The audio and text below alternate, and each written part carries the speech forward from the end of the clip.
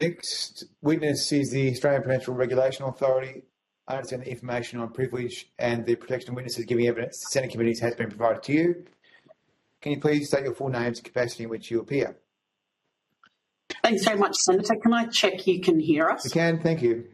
Awesome, thank you. I'm Carmen Beverley-Smith, the Executive Director for Life, Health Insurance and Superannuation.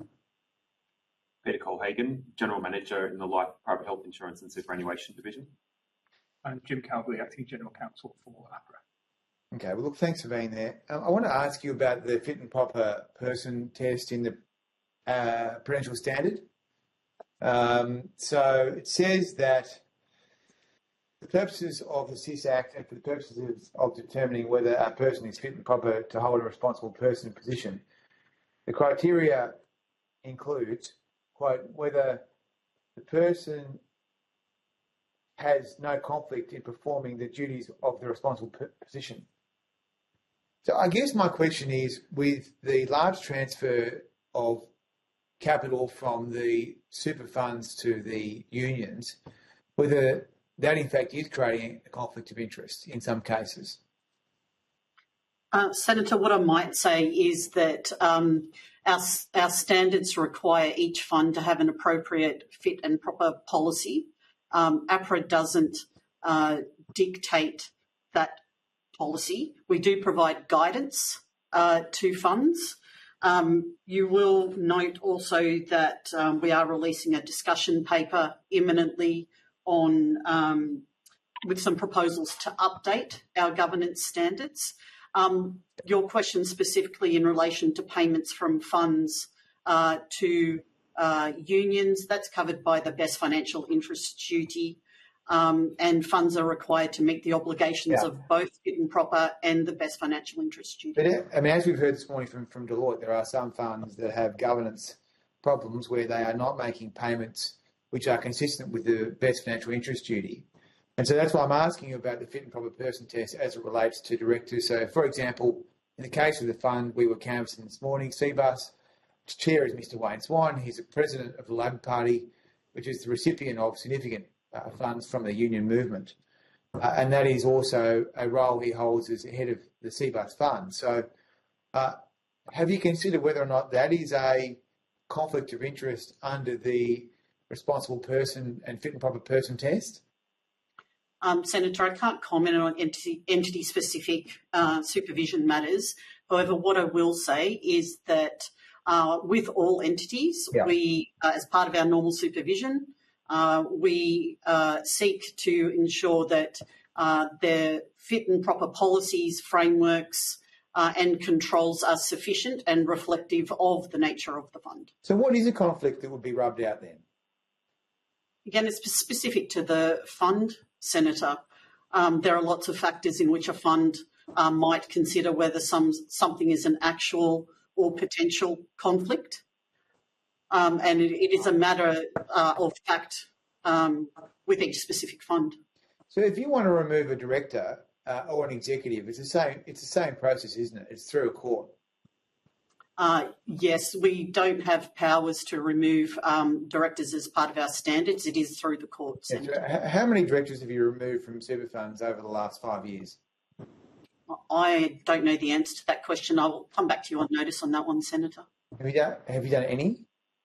I'm not aware, Senator. I've only been with APRA for 2 years, so I'll come back to you with the answer on notice. Does anyone else know the answer? Who else is there?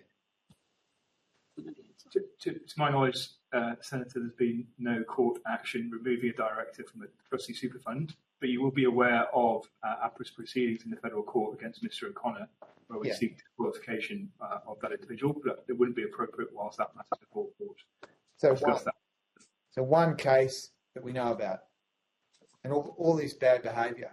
Okay, that's understandable.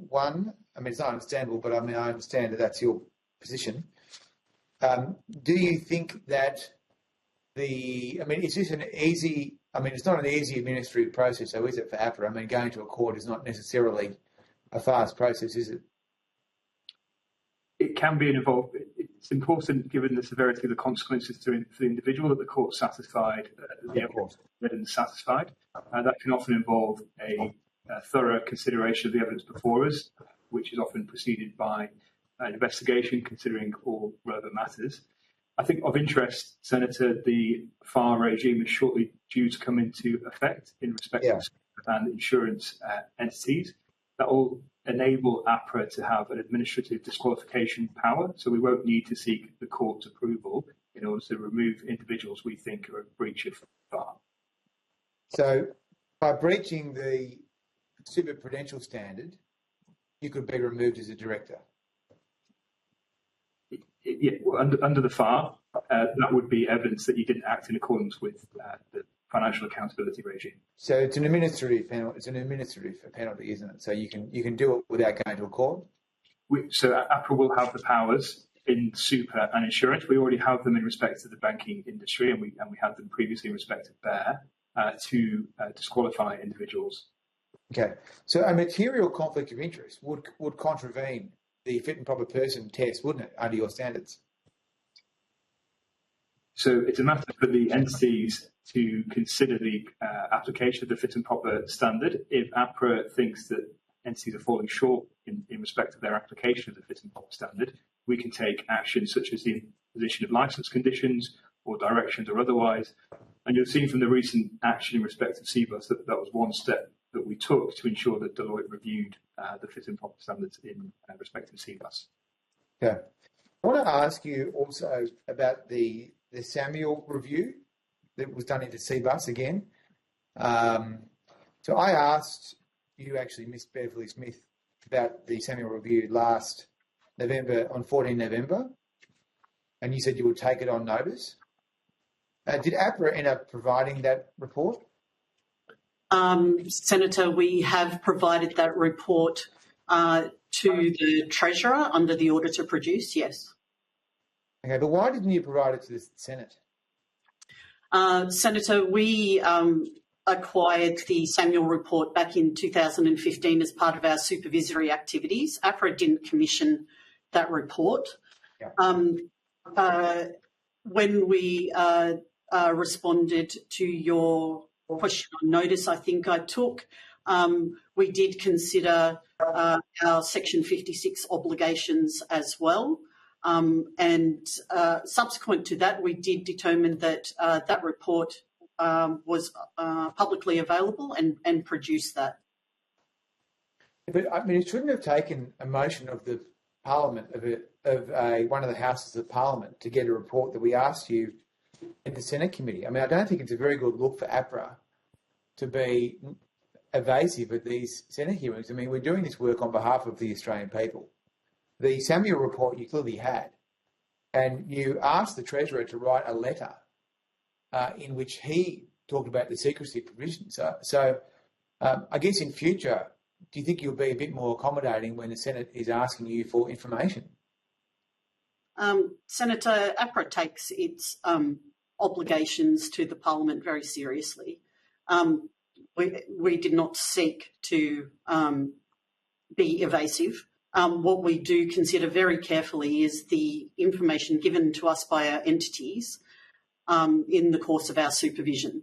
It's really important to APRA in the conduct of our supervisory activities that entities can rely on us and to keep information confidential where necessary. But Ms. Beverly Smith, I'd say to you in closing that the matters that were canvassed in the Samuel report were almost identical to the matters that were canvassed in the Deloitte report 10 years apart, and very little progress has been made. Now, these are matters of great public interest because this is a compulsory scheme. And so you were asked to provide the report. You made a judgment that APRA would not provide the report because of its secrecy laws, and then it took a House of Parliament to pass a motion to require the production.